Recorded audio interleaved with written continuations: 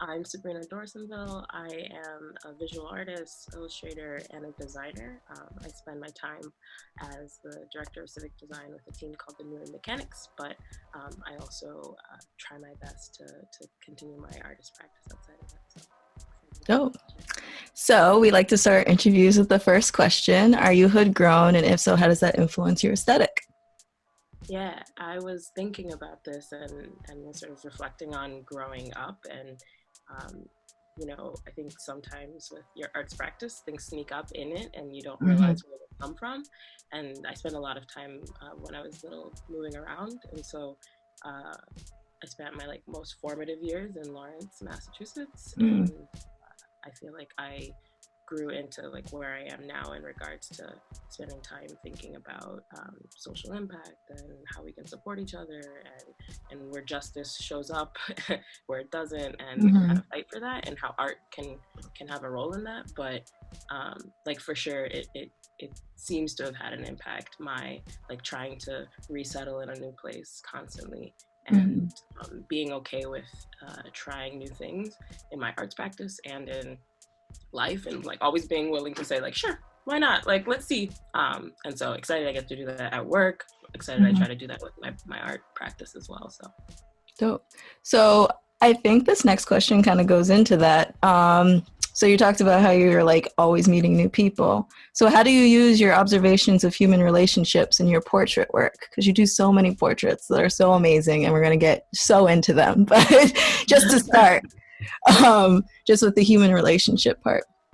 yeah, so I've always been fascinated by people and like I said, I think I try to balance the designer role and sort of this freedom in my creative practice, as well as like trying to support institutions that are really like out to support people. And so I'm constantly trying to figure out, how we sort of navigate space, how we navigate relationships with each other.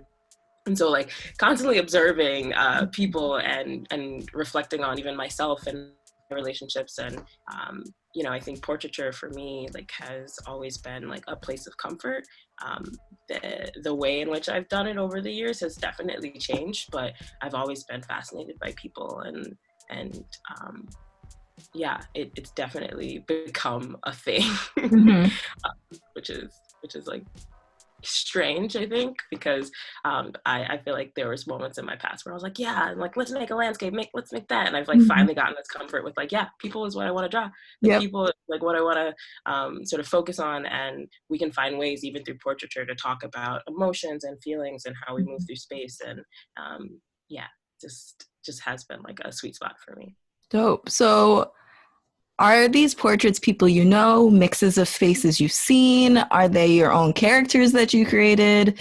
How do you, or have you even drawn the same face twice? It seems like when I was looking through your work, I couldn't like find the same character more than once. So, like, how do you approach each face? Yeah.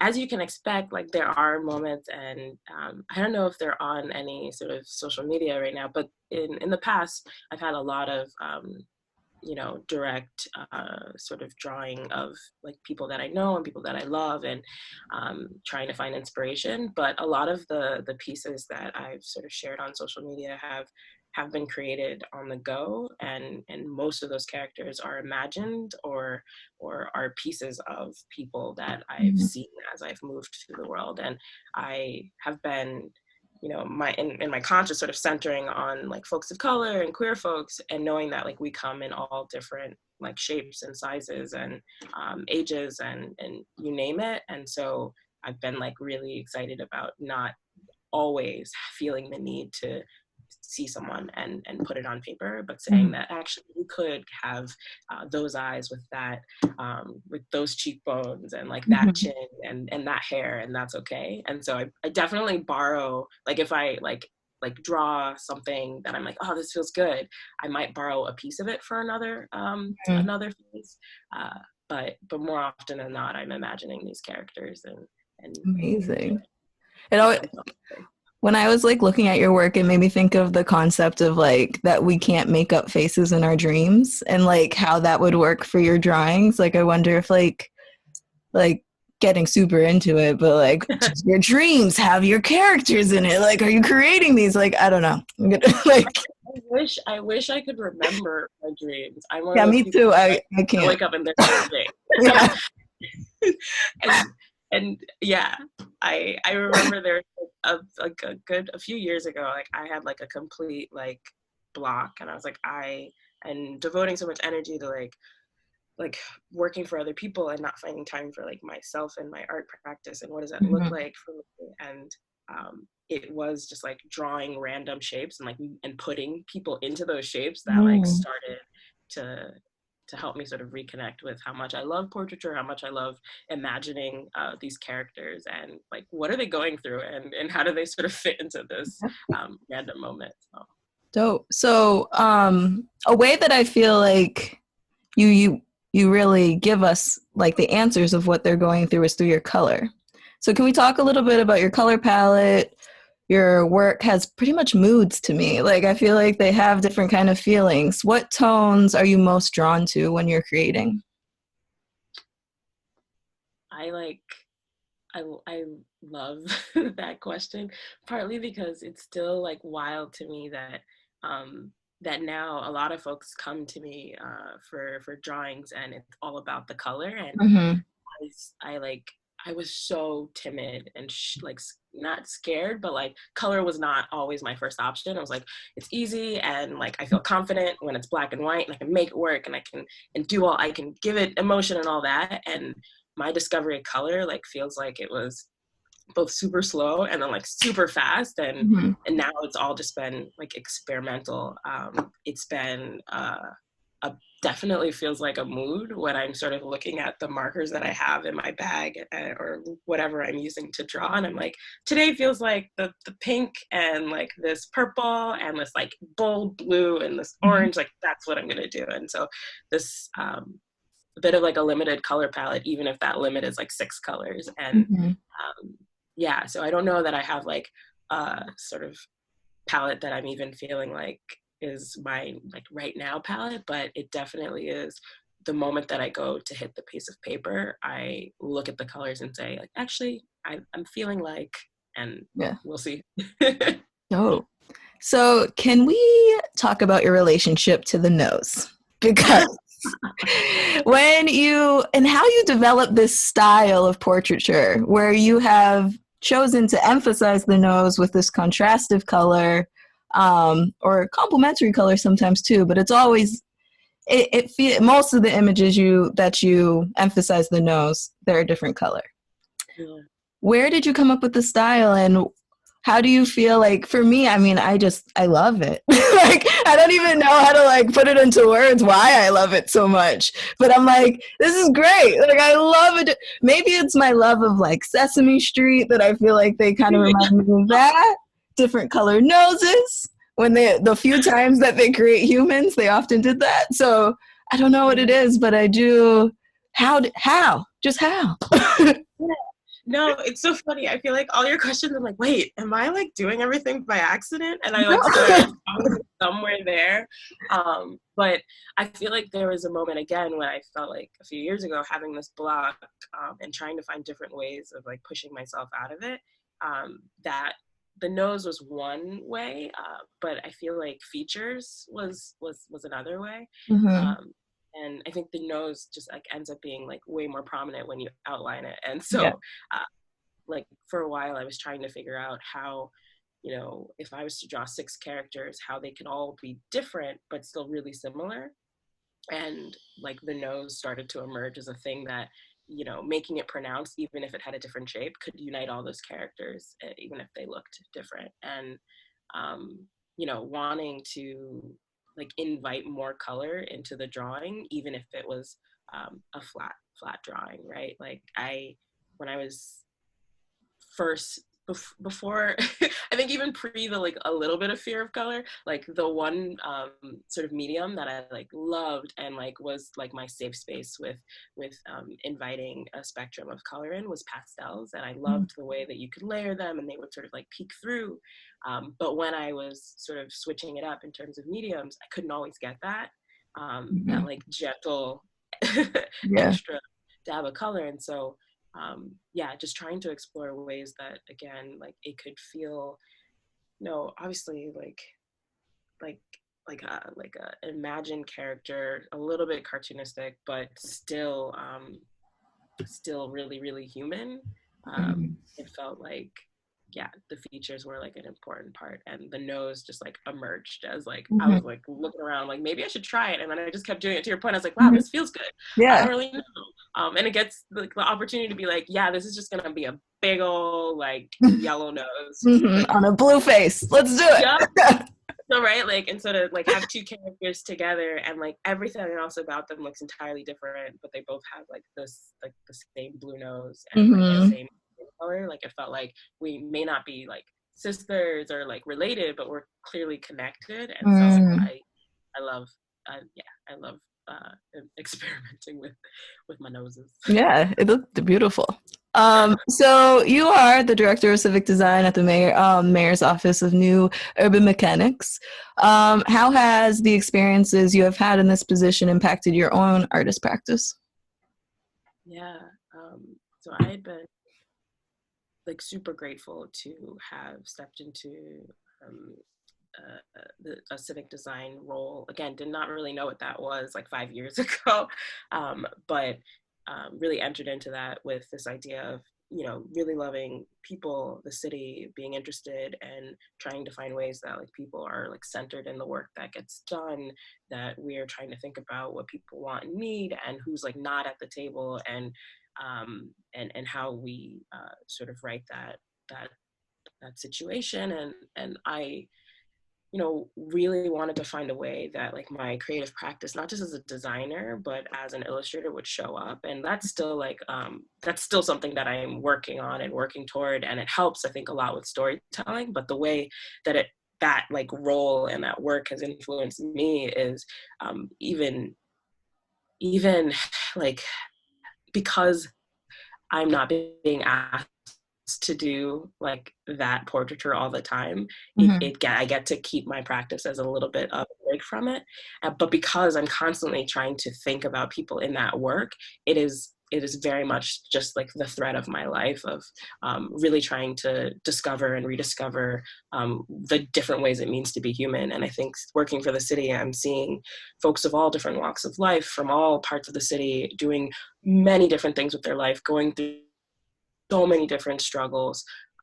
And while you may not see when you look at the characters, like I know baked into that each one of them has this like remarkable, seemingly mundane sometimes, but their own story, just like all of us. And so they're not just like a face on a piece of paper, but I really do hold true to heart that we have so much to offer as Mm-hmm. people, and in the work of trying to make our city better, right? We love to invite folks from all different walks of life to experiment with us. And I sort of see that happening a little bit in my head and in the background, I think, when I'm even making. And so that's a little bit of how it's influenced. But uh, I think beyond like the subtle ways, it's just I think sometimes you need a break. And like on the way to work was Mm-hmm. always the times where I was like, okay, this is my 30 minutes. Like, what am I gonna do? I guess I'm gonna make a couple of faces. And so all those constraints of like limited color palette, the nose is the thing that unites them. Like go crazy with the hair, and like whatever it was.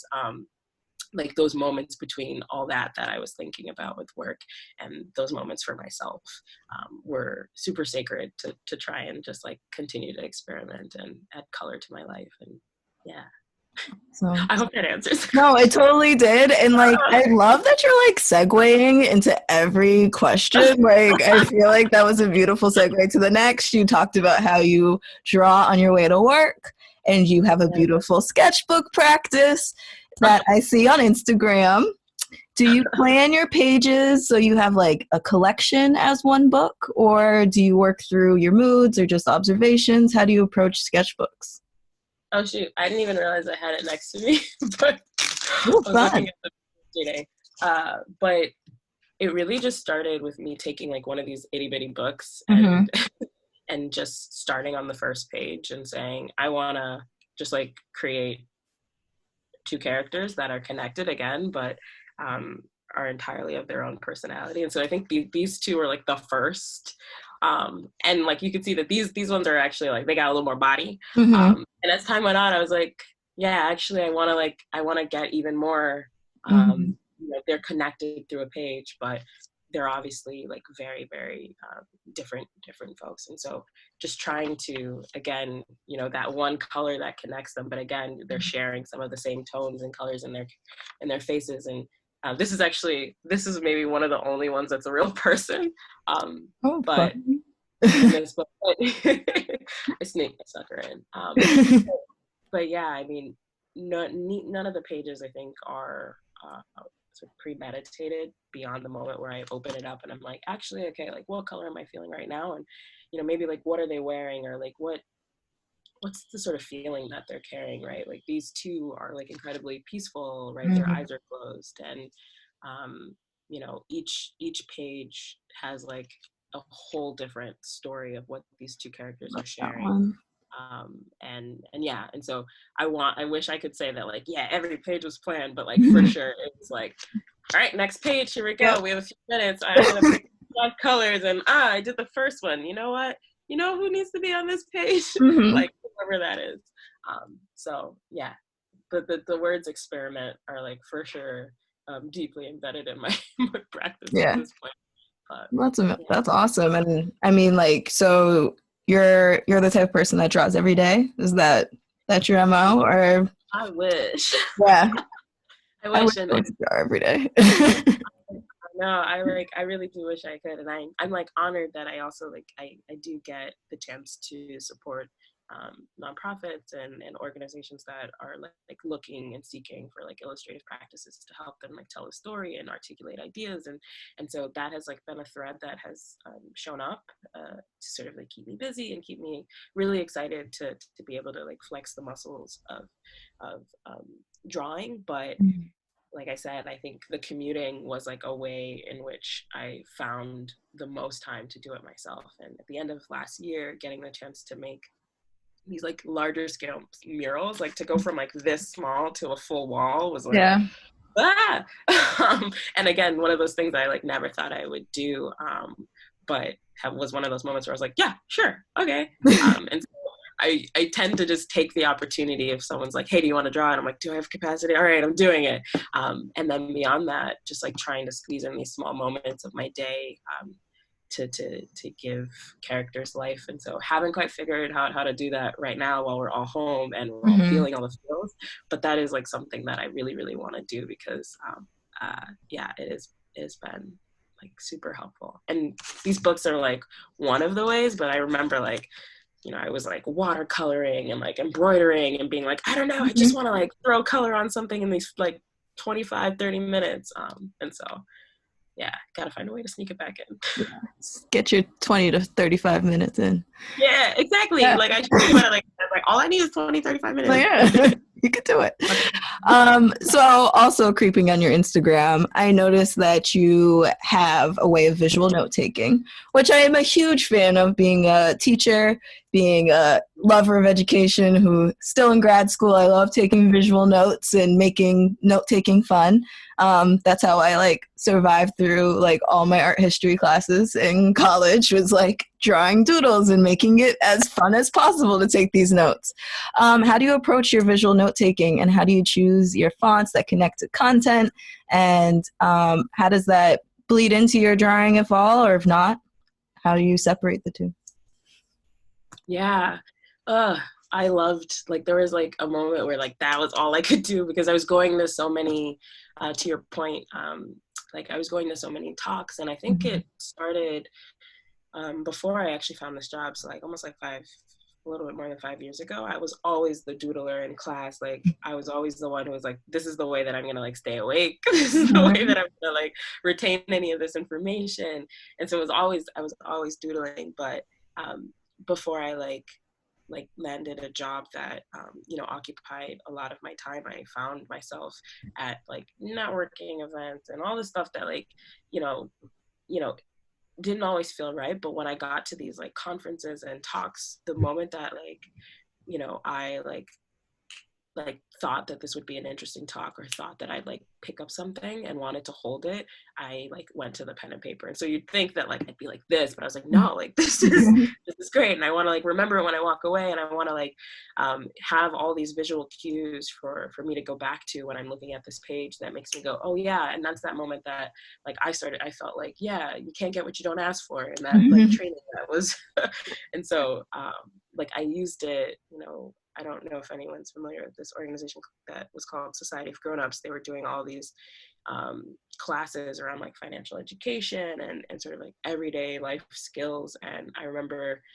sitting in those and like being really excited to try and like write, write all of these things that I didn't quite know in detail, and try to give them the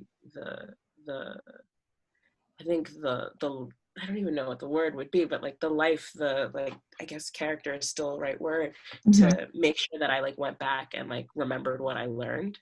And so while some people think that drawing and doodling is a distraction still, I think that like it was the way that I retained that. And then like to your point, was able to share it with other people who weren't there.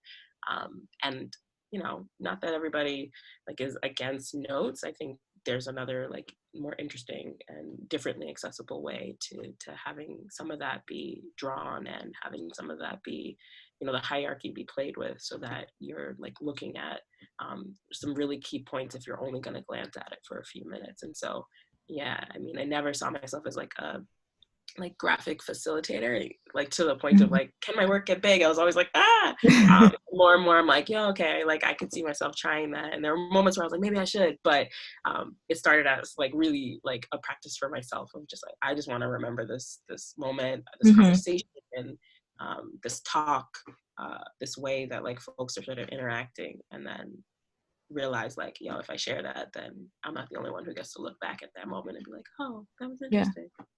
Cool. And like I also felt like there was a connection between like the way that you use text in your note taking to the mural you actually created in Alston. So I didn't know if there was like, you took that font because you were comfortable with it, or because you felt like it connected most with your style of creating faces, but I think it worked really well, and that piece is really beautiful, and it looks like you knew what you were doing from the start, so don't tell anyone otherwise. Oh my gosh, yeah, total new.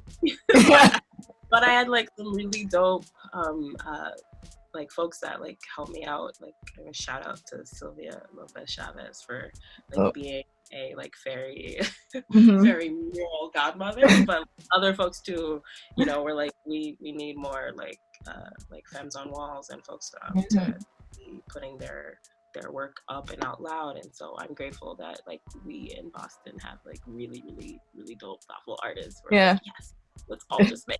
And so yeah. That's awesome. So what's next for you in your work? Thinking about your time inside, are you going to be making more, or do you have anything coming up that might be virtually accessible, or maybe accessible in the later time? I feel like you've encouraged me through this conversation. Oh. I need to get back my like 25 minutes, like to look at it like that. And I think I feel like I've been like grateful, like I said, to be able to still have art projects for other folks and work.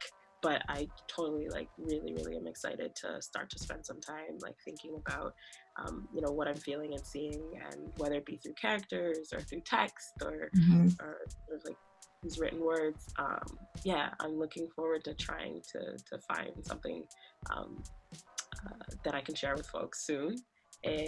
But I do still have some doodles that like have not seen the light of day yet. So I can share that as well. But I'm hoping to definitely steal back my 30 minutes. And, do that. Dope. So last thing, can you let the people know where they can find your work? Yeah, so my work you can most often find on Instagram at OH_SABEEDEE OSABEE. And also on Twitter, my website, I will work to update that, y'all, my bad. Time aside, but you can also find some of my work at SabrinaDorsainvil.com. Awesome. Thank you so much for taking some time out of your day to speak with me. I know I've been bugging you for a while for this interview, so I appreciate you. I'm so grateful that, and yeah, Of course. Awesome.